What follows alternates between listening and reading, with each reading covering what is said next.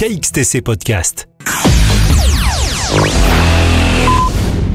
Du samedi 11 au dimanche 26 novembre 2023, à Istres, dans les Bouches-du-Rhône, se tiendra la fête des bergers et des traditions.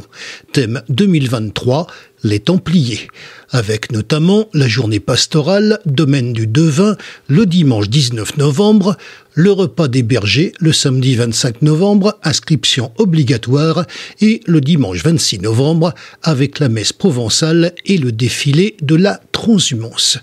Nous avons demandé à Jean-Claude Louis, président de la fête des bergers, des précisions complémentaires sur cette manifestation. Ce soir, nous avons une conférence sur les Templiers à l'espace 233 au CEC des Européens à Istres. Et c'est une conférence qui est animée par Pierre Gaugier. Et alors lui, il va essayer de nous prouver que le premier maître de l'ordre était provençal. Bon, évidemment, après la conférence, il va y avoir discussion, parce que tout le monde ne sera pas d'accord. Voilà, ça c'était pour ce soir. Ce week-end, nous accueillons, et c'est un peu ce qui fait la une de cette 47e fête des bergers, le groupe Nadao. C'est un groupe béarnais-gascon qui va venir enflammer la ville d'Istres, puisque c'est quasiment plein, à la halle polyvalente, samedi à 21h. Voilà. Et dimanche, c'est la journée pastorale.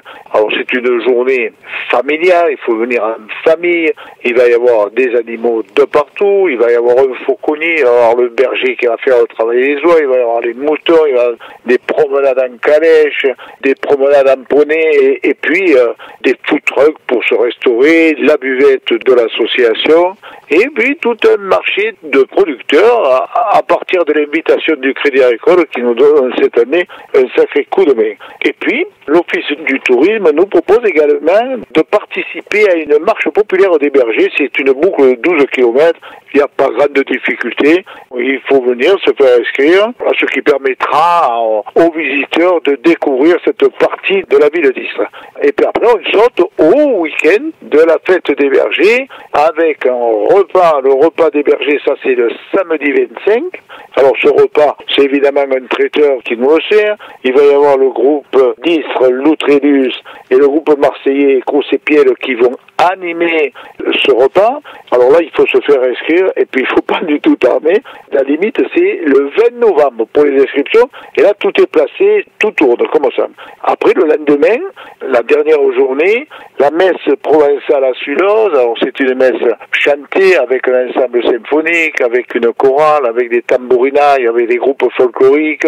La sortie de la messe, il va y avoir les cavaliers, les gardiens qui vont nous attendre et on va partir en défilé. C'est pas un défilé, c'est une procession de 600 mètres qui va nous amener sur la chapelle du domaine, la chapelle Sainte-Madeleine, où là, le curé bénit tout le monde, chacun va dire son petit mot. Après ça, on se retrouve sur le domaine pour prendre le vin chaud que le propriétaire nous offre bien volontiers. Voilà, et en plus, nous, on le boit bien volontiers. L'après-midi, 14h15 dans le centre-ville, il y a un grand défilé, évidemment, avec les groupes folkloriques, avec la carrette ramade, avec la traîne des ânes, avec des Templiers qui vont être là, avec les habitants du Vieil-Istres, avec plein de groupes, et surtout le troupeau de 2000 bêtes de Christian Trouillard, avec les ânes, tout ce qui va avec, amener tout ça par des bergers.